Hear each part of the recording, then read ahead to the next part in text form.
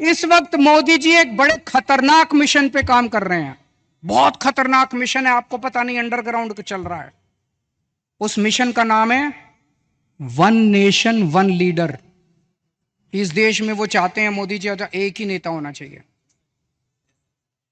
उसके लिए वो दो लेवल पे काम कर रहे हैं। एक लेवल, जितने विपक्ष के नेता हैं एक एक करके सबको जेल में डाल रहे हैं।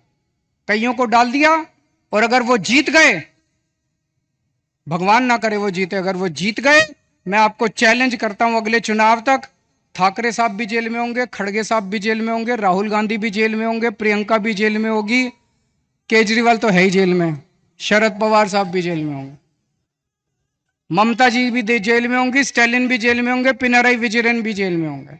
तो एक उनके लेवल पे काम कर रहे हैं, विपक्ष को सबको जेल में डाल दो, जैसे पुतिन ने, शेख हसीना ने, जैसे पाकिस्तान वालों ने जेल में डाला। और दूसरे लेवल पे उनकी अपनी बीजेपी पार्टी में जितने नेता हैं सबको पैदल कर दिया, सबकी राजनीति खत्म कर दी। देवेंद्र फडणवीस को खत्म कर दिया उन्होंने, शिवराज सिंह चौहान को खत्म कर दिया, वसुंधरा राजे को खत्म कर दिया, डॉक्टर रमन सिंह को खत्म कर दिया, खट्टर साहब को खत्म कर दिया। एक ही बचा है, कौन है? अगला किसका नंबर है? अगला किसका नंबर है? सारा देश जानता है अगला नंबर योगी आदित्यनाथ का है।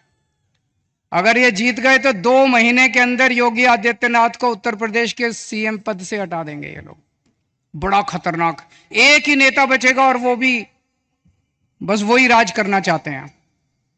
लेकिन एक और चीज है, 2014 में जब मोदी जी प्रधानमंत्री बने थे, उन्होंने एक नियम बनाया बीजेपी के लिए कि जो नेता 75 साल का हो जाएगा बीजेपी में, उसको रिटायर करना पड़ेगा, उसको अपना पद छोड़ना पड़ेगा, उसको टिकट नहीं मिलेगी, और अगर वो किसी पद पे काम कर रहा है तो उसे इस्तीफा देना पड़ेगा।